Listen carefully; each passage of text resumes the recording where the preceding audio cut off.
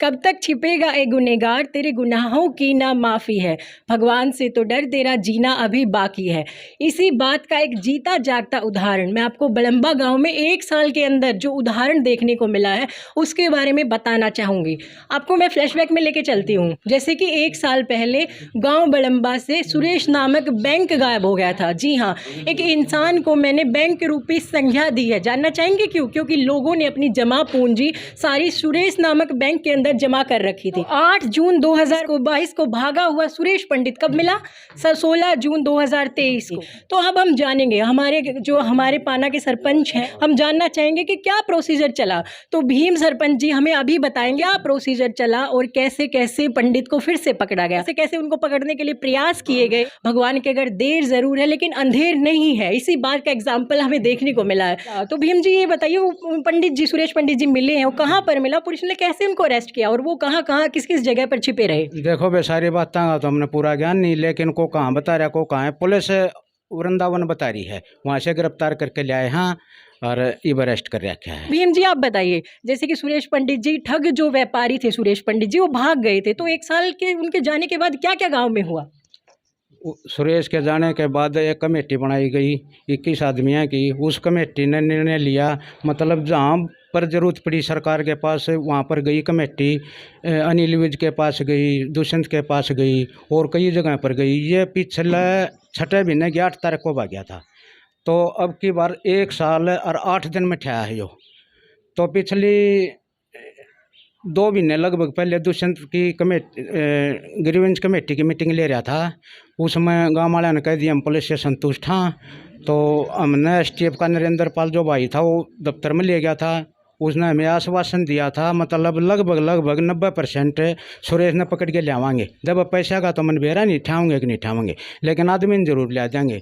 तो उस भाई ने पूरी कोशिश करके और यो काम सिरा चढ़ा दिया हमारा। लोगों के मन में थोड़ी उम्मीदें जाग पड़ी हैं, उनको थोड़ी राहत की खबर को मिली है, उनके मन में फिर से वो उम्मीदें आ गई हैं जिन्होंने अपने पैसे गंवा दिए थे कि शायद उन्हें पैसे अभी मिल पाएंगे या नहीं मिल पाएंगे। यो तो पता नहीं भाई, जिस दिन यो पकड़िया एसटीएफ का फोन आया था कमेटी दो रहा कल आ जाओ भाई, तुम्हें सुरेश पंडित तक बात करांगे। कमेटी किस आदमी कमेटी गई थी, वो बीच में बैठा दिया था यो सुरेश पंडित जी।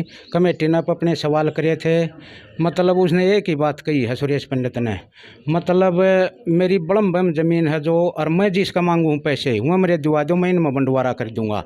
मेरी 1 इंच ज़मीन भी बाहर कितने पा जा तो गांव फांसी मन तोड़ दियो, ये सुरेश पंडित जी ने कही है। ब्याज में लाके बता है यो। तो ब्याज मिला के अगर उन्होंने बताया तो क्या वो पैसे जो लोगों के भाग के लेके गए हैं वो भी ब्याज समेत देंगे?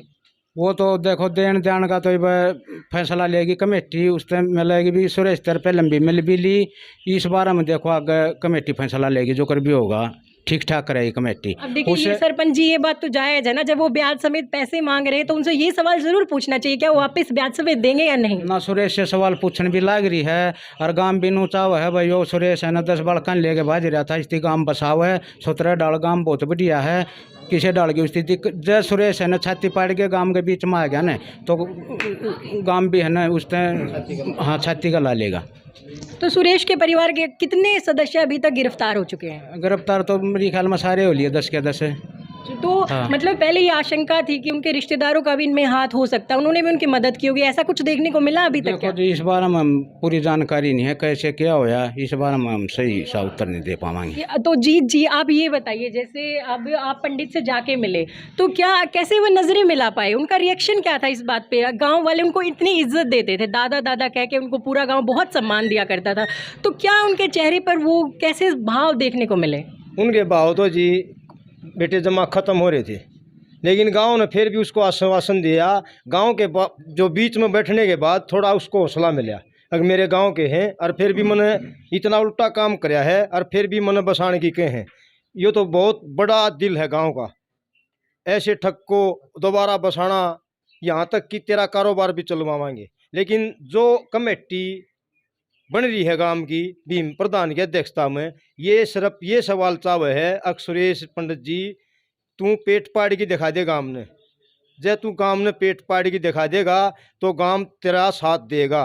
और जय ये नू है तू 11 लाख पे 23 लाख पे खड़ा रहा, यो अमाउंट चालन का कोनी ने, करोड़ों रुपये ले जा रहा है, करोड़ों रुपये तू ने देखा गांव ने देखा। जब गांव का पेटा भरेगा जब अगला काम गांव कदम उठावेगा। तो देखिए अंकल जी, मतलब हमें ये सुनने को मिला था कि वो बार-बार एक ही बयान दे रहे कि मैं 11 लाख लेकर ही भागा हूँ। लेकिन बहुत सारे लोग उनसे मिलने गए, उन्होंने बताया कि 1 दिन पहले, 2 दिन पहले उन्होंने पैसे दिए, तो वो क्यों नहीं मान रहे इस बात को? एक आदमी तो ऐसा है जिसने 2 लाख रुपए देने गया है, वो बेड पे उसके नोटा की गड्डी बेथा पड़ी थी। एक ये आद भागने से कितने दिन पहले की बात है अंकल जी? ये 6 तारीख की बात है। अच्छा, 8 को सुरेश पंडित भागा और 6 तारीख को उनके बेडों पे नोटों की गड्डियाँ पड़ी थी। सुनिए ध्यान से ये बात। एक बात और आई, वह पता नहीं कै तारीख की है। मैं बाजन से 12-13 दिन पहले जो उसकी गोदरेज की अलमारी थी, उसमें 500 की 2-2 हज़ार की नोटों की गड्डियों से अलमारी फुल भरी थी। तो हम 11 लाख पर कैसे संतुष्ट हो जावा। सुनिए ये बात, लोगों की खून पसीने की कमाई, गोदरेज की अलमारी में भरी हुई लोगों की कमाई नहीं, लोगों को आंसू दे के चला गया, लोगों की जीवन पूंजी लेके चला गया। तो अभी सुरेश पंडित क्या क्या कह रहा है कि मैं लोगों के पैसे लौटाऊंगा या नहीं लौटाऊंगा? लौटाऊंगा, मेरी जो प्रॉपर्टी है मैं या बेच दूंगा। लेकिन लेकिन उनकी प्रॉपर्टी तो उन्होंने रजिस्ट्री अपने रिश्तेदारों के नाम करा दी थी, ऐसा सुनने में आया था। हाँ, आप जमीन उसने रिश्तेदारों का नाम करा रखी है। जो 2 नंबर की है उसके ऊपर मुकदमे हैं, वह कैंसिल हो जाएगी। जो सही है उसने ना गांव छेड़े ना कमेटी छेड़े। कुछ प्रोसीजर है उसका, जो उसकी प्रॉपर्टी है वह कोर्ट के दिन हो रही है। कोर्ट तक में उसकी सिस्टम मिलेगा। जब गांव ने वो पेट पाड़ की देखा होगा तो गांव कोर्ट पे और गांव दोनों तरफ से समझौता भी करने तैयार है। और यू शुरू में आड़त भाग गया है, नागपुर गया है, नागपुर से हैदराबाद गया है, हैदराबाद से यो वृंदावन गया है। वृंदावन में गांव का पूरा शक है कि वो अपना कारोबार चला रहा है। इस बारे में गांव का यू पेटा भरे, गांव में शांति मिले। तो सुनिए, रोहतक से नागपुर, नागपुर से हैदराबाद, हैदराबाद से वृंदावन से फिर से रोहतक पहुंचे पंडित जी। तो लालच कितनी बुरी बला है, आप देख सकते हैं। इसका उदाहरण हमें सुरेश पंडित जी को देखकर मिलता है। अंकल जी आप ये बताइए, 1 साल का समय लग गया, क्या वो समय आपके हिसाब से ज्यादा नहीं था कि एक चोर जो भाग गया था उसको ढूंढने में समय लगा, या फिर सही समय पर पकड़े गए हैं? नहीं, पहले आना चाहिए था इसमें। पहले आना चाहिए था। हाँ। तो क्या कमी रह गई अंकल जी, क्यों नहीं पकड़े गए ये पहले? चोर हो। मतलब अगर पुलिस का भी, क्या आप मानते हैं कि कुछ कमी रह गई पुलिस की कार्रवाई में, जो इतना समय लग गया 1 साल का? इसमें पुलिस की भी कमी है।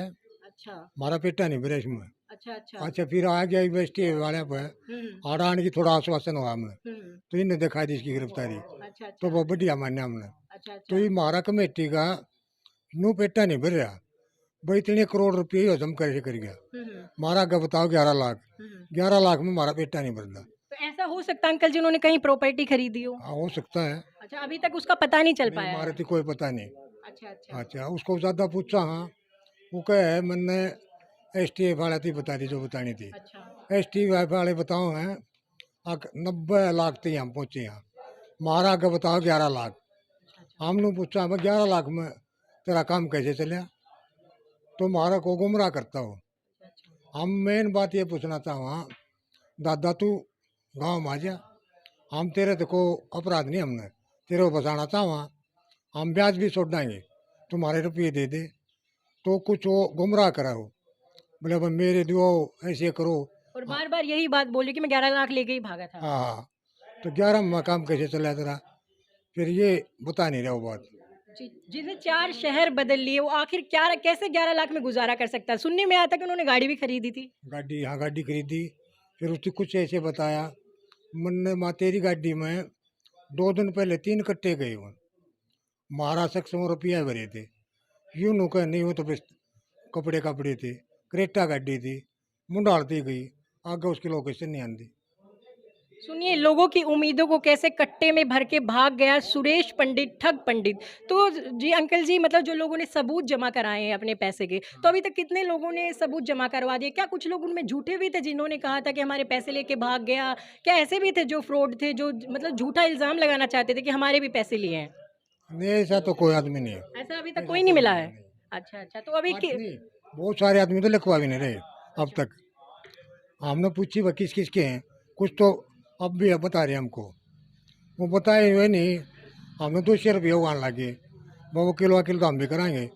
उन्होंने बोले भाई ये पलड़े गए, ये और दान दे रहेंगे, हम तो ना ही नहीं लेंगे। जैसे हमारा कमेटी का सदस्य है अशोक, ये नु बोले वहाँ बोले वो तू सच्ची बता दे पंडित जी, चाहे मेरे 5 लाख और काट ले, फिर भी सच्ची नहीं बता रहा वो। हमारा इतना हमदर्दी है उसको और आश्वासन दो हम, वो सच्ची नहीं बता रहे, हम सच्ची बता रहे हैं। ठीक है अंकल जी, बहुत बहुत धन्यवाद। जैसा कि मैंने बताया, भगवान के घर देर जरूर है लेकिन अंधेर नहीं है। तो सुरेश पंडित अब पकड़ा गया है। अब आगे देखने को ये होगा कि क्या कुछ कार्रवाई उन पर होती है, क्या लोगों के पैसे वापस मिल पाएंगे या नहीं मिल पाएंगे। तो देखते रहिए न्यूज़ विद अंजलि राठी, गांव बलंबा, रोहतक।